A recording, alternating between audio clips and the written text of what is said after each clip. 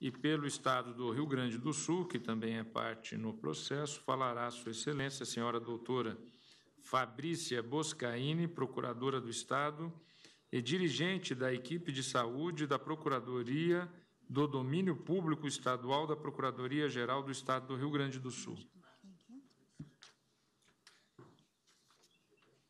Acho que é sempre bom, né? Senão não vou conseguir virar a folha. Isso. Tá. Excelentíssimo senhor presidente, ministro Dias Toffoli, excelentíssima ministra Rosa Weber, demais autoridades, senhoras e senhores. O Estado do Rio Grande do Sul parabeniza a iniciativa do ministro em promover esta audiência pública, oportunizando manifestação a representantes do poder público, de entidades de classe, de órgãos de representação social e também de profissionais da área da saúde para discutir temas tão importantes como a diferença de classe e a não sujeição à triagem em unidades da rede pública de saúde, pois, se acolhido o pedido, como formulado pelo Conselho Regional de Medicina do Estado do Rio Grande do Sul, isso significará o fim do Sistema Único de Saúde, como consagrado na Constituição Federal de 1988. Ao longo dessa breve exposição, abordarei 4 pontos. O primeiro consiste na delimitação do que exatamente está sendo postulado pelo CREMERS nessa ação civil pública. O segundo ponto é como o Supremo Tribunal Federal tem enfrentado a matéria referente à diferença de classe, e principalmente em relação à aplicação de precedentes que não guardam, repito, não guardam relação com a ação coletiva. Terceiro ponto, e de suma importância, a consagração constitucional do direito fundamental à saúde, a institucionalização do Sistema Único de Saúde na Constituição Federal e os seus princípios basilares, universalidade e igualdade. E, por último, quais são os efeitos práticos decorrentes da diferença de classe e também da não sujeição à triagem em unidades da rede pública de saúde. Bom, o primeiro ponto é delimitar exatamente o que o CREMERS está postulando nessa ação civil pública. O primeiro pedido é para obter autorização judicial para que qualquer paciente, independentemente do seu quadro clínico, possa optar por acomodações diversas das oferecidas pelo Sistema Único de Saúde, fazendo o pagamento de uma complementação. O outro pedido formulado pelo CREMERS é o reconhecimento do direito à escolha de médico da sua confiança e, a partir daí, também fazer o pagamento dessa diferença de honorários médicos. E o terceiro pedido é acesso aos leitos do Sistema Único de Saúde, mediante solicitação de baixa do médico da sua confiança, do médico particular, sem que a internação dependa de triagem realizada nas unidades de atendimento da rede pública de saúde. Muito tem se sustentado que o Supremo Tribunal Federal acolhe a diferença de classe. No entanto, os primeiros julgamentos que foram aqui proferidos sobre a matéria envolviam demandas individuais, em que o quadro clínico do paciente justificava uma internação diferente das recomendações oferecidas pelo Sistema Único de Saúde. O primeiro julgamento foi em 1999, da relatoria do excelentíssimo ministro Ilmar Galvão, de número 226835. No caso, se discutia a necessidade de uma internação em quarto privativo para a proteção do paciente que tinha leucemia mieloide aguda. Portanto, naquele momento se discutia um caso específico com uma necessidade médica e não uma demanda a qualquer cidadão, essa diferença de opção de classe, sem qualquer questão médica que a justificasse. O segundo julgamento foi proferido logo após, em 2001, tendo atuado como relator o excelentíssimo ministro Moreira Ava. A situação se repetiu. Também era uma necessidade médica que justificava acomodações diversas das oferecidas pela rede pública de saúde. No caso, o paciente tinha colectomia total por colite isquêmica. Bom, e assim se seguiram outros julgamentos individuais. A grande questão é que esses julgamentos individuais, que partiram de um contexto fático completamente diverso, acabaram servindo de base para julgamentos de ações coletivas propostas pelo CREMERS, que busca, de forma ampla e restrita, o reconhecimento do direito à opção da diferença de classe para qualquer paciente, independente do seu quadro clínico, independente de ser uma necessidade médica. São situações completamente distintas. Agora, o que está em discussão é o direito a ser assegurado a todos os usuários do Sistema Único de Saúde e as consequências advindas deste reconhecimento. Pela primeira vez, este tema, em toda a sua complexidade, em toda a sua abrangência, de forma objetiva, com um amplo debate e uma análise crítica, e, principalmente, oportunizando-se manifestação a diversos segmentos da sociedade, além da coleta de informações sobre o impacto da diferença de classe no Sistema Único de Saúde. Pela primeira vez, isso ganha corpo. Portanto, os julgamentos anteriores, ainda que mencionem a diferença de classe, não enfrentam o tema como posto pelo CREMERS. É a primeira vez que o tema diferença de classe está sendo abordado na sua extensão coletiva. E essa distinção ela é muito importante no julgamento da repercussão geral. E uma última consideração em relação aos julgamentos individuais. Nem mesmo uma demanda individual pela diferença de classe hoje se justifica. O paciente que houver uma necessidade médica, ele tem direito e o SUS tem a obrigação de fornecer este atendimento sem o pagamento de qualquer complementação. Prosseguindo, agora no mês de maio, eu tive a oportunidade de participar da primeira jornada de direito à saúde promovida pelo Conselho Nacional de Justiça. E tive o privilégio de ouvir a palestra de abertura proferida pela professora Sueli Dallari. A professora destacou como um elemento muito importante na concretização da saúde como direito de todos a chamada democracia sanitária, que resulta da democracia participativa, consagrada pela participação popular, a participação do povo na construção e fiscalização das políticas públicas de saúde. Aliás, a participação da comunidade é uma das diretrizes do Sistema Único de Saúde, estando consagrada no artigo 198, inciso 2º da Constituição Federal. E por que se destaca e ganha importância esse ponto específico? Por que falar da democracia direta?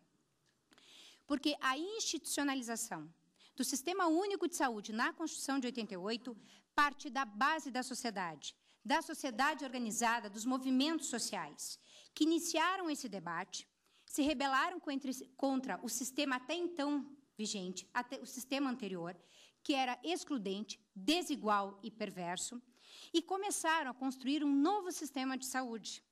E não à toa, muitas das recomendações da 8ª Conferência Nacional de Saúde, que ocorreu em 1986, prévia, então, à Constituição de 88, que teve a participação de amplos segmentos da sociedade, especialmente da população, serviram de parâmetro para as normas que acabaram regulamentando o Sistema Único de Saúde na Constituição Federal. Portanto, quando o artigo 196 da Constituição Federal coloca como princípios basilares e estruturais do Sistema Único de Saúde o acesso universal e igualitário às ações de saúde, ele está dizendo que a sociedade brasileira quis e quer um sistema público de saúde que a toda pessoa seja livre o acesso e de forma igualitária, em todos os níveis de complexidade, sem distinções de qualquer espécie, de qualquer natureza, pouco importando o grau de instrução, o poder econômico, a cor da pele, o gênero, a classe social, enfim, um sistema que a todos acolha e com igualdade. Seguindo essa linha argumentativa, há que se destacar a dimensão objetiva do direito à saúde, que ganhou densidade com a institucionalização do Sistema Único de Saúde na Constituição Federal de 88, passando o SUS a ter proteção constitucional. Isso significa dizer que o SUS assumiu a verdadeira característica de garantia institucional fundamental ao ser regulamentado na Constituição de 88, ao romper com modelos anteriores, excludentes e ineficientes, que só garantiam assistência aos trabalhadores com vínculo formal e seus dependentes, e ao resultar de reivindicações feitas pela sociedade civil organizada, especialmente do movimento sanitarista. Portanto, a população brasileira é assegurada o direito ao Sistema Único de Saúde conforme estabelecido na ordem jurídica constitucional. Qualquer medida que vise abolir o Sistema Único de Saúde, enfraquecê-lo, esvaziar ou atingir os seus princípios, deve ser considerada inconstitucional e duramente combatida. Essas seriam razões mais do que suficientes para afastar o que está sendo aqui postulado pelo CREMERS. Mas precisamos ter uma ideia da dimensão fática do que representa a diferença de classe e a não sujeição à triagem de unidades da rede pública de saúde. A primeira e inequívoca consequência da adoção da diferença de classe é que o SUS deixará de ser um sistema de inclusão social para virar um sistema de desconto. em favor justamente da parcela mais favorecida da população e detrimento dos menos privilegiados economicamente. O SUS acabará virando o plano básico para os demais planos de saúde, pois o paciente poderá ingressar na rede hospitalar do Sistema Único de Saúde, e o SUS suporta o custo pesado dessa internação, pagando procedimentos, exames, medicamentos e demais serviços necessários, e o plano assume, então, somente a diferença da acomodação, a diferença dos honorários médicos. Pensemos, por que pagar um plano de saúde se eu posso ingressar na rede de atendimento, a rede credenciada ao Sistema Único de Saúde, a partir da baixa solicitada pelo médico particular, sem se submeter à triagem na unidade da rede pública de saúde. E o plano de saúde vai pagar apenas a diferença de acomodação, seja para o hospital, ou a diferença de honorário, seja para o médico. O grosso, o SUS, continua pagando. O SUS não foi criado para isso. E quanto à afirmação de que haverá liberação de leitos, se adotada, a diferença de classe, essa afirmação não procede. Paciente que ingressa SUS, ainda que venha optar por diferença de acomodação, ele permanece SUS até o final. O paciente que ingressa no sistema, ele ingressa a partir de uma autorização de internação hospitalar. E até o final, essa autorização de hospitalar fica vinculada a ele, portanto, não se liberam leitos. Essa afirmação não corresponde à verdade. Outra consequência, caso procedente essa ação, é a legalização do chamado fura-fila. Caso acolhido, o pedido de que o paciente possa ingressar no Sistema Único de Saúde sem passar pela triagem da rede pública, sem passar pela triagem dos médicos credenciados ao Sistema Único de Saúde. Para bem demonstrar o que eu estou aqui a dizer, vamos tratar um pouquinho da regulação de acesso na assistência hospitalar.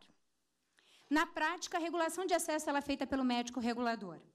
Esse profissional ele detém todas as informações sobre a rede de atendimento, a capacidade instalada, as especialidades e profissionais habilitados e a disponibilidade tecnológica de cada serviço.